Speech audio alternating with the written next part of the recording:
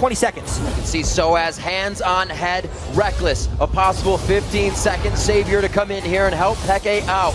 No Guardian Angel. The minions are right there. Peke's is up. They are pushing in for the final one. It took 65 minutes to get onto the Nexus turrets. Both OMG's Nexus turrets are down, but somehow still persevering. Cool, eats a shot, he goes down. That was an execution, but it doesn't matter. The time is still 70 seconds, and somehow Peke, by himself, staves off an entire team.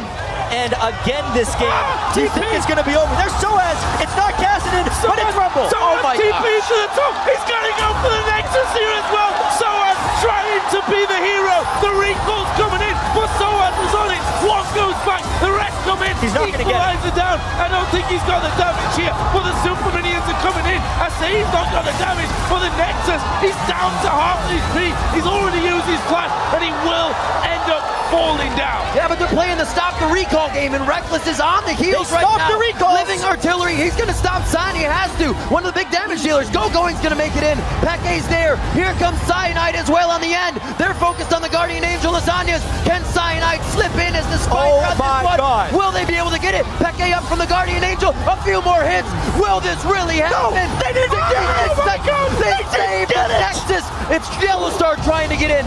Inhibitors are spawning left and right. The top one has still come up, but OMG also stopped their Nexus from going down. I have never seen a professional game this close.